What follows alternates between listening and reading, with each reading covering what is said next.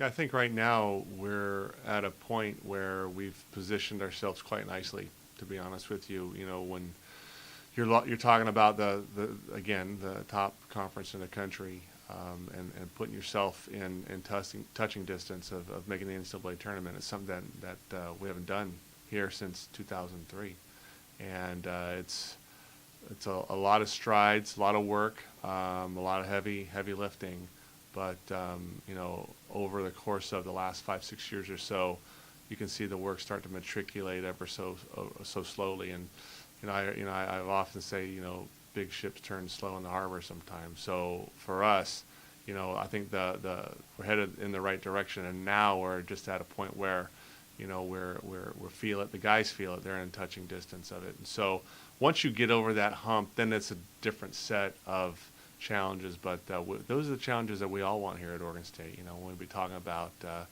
you know, how far you want to go into the tournament and being seeded, so on and so forth. So the crew has worked very hard to be where they're at and have done some monumental things so far, but there's still more to play for.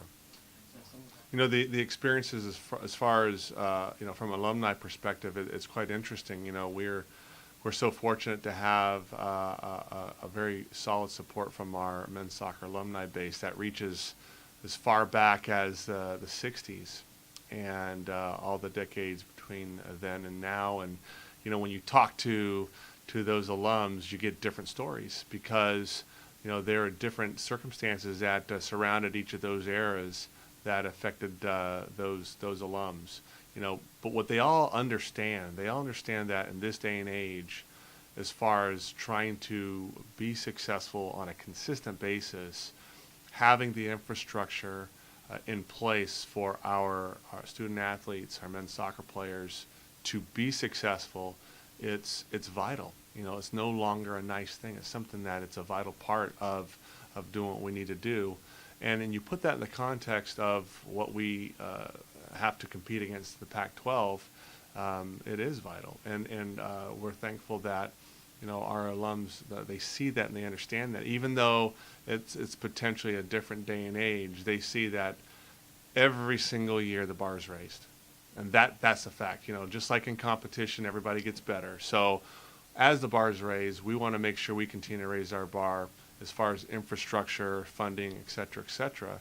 And so those are the challenges that we have that I am in charge of making sure that those things are in the right spot so that we eliminate all the excuses that we can eliminate so that our kids can come here, challenge, compete, get in the postseason tournament. When you're in the postseason tournament, then you can always make a run. And, you know, there's absolutely no reason that we can't be talking about, after you make a postseason run, of being in the Final Four, national title, et cetera, et cetera. It's been already done here. So that's something that's always realistic. But to do it consistently, there's that infrastructure. And, you know, there's a lot of support that we get right now from our alumni base that's so appreciative.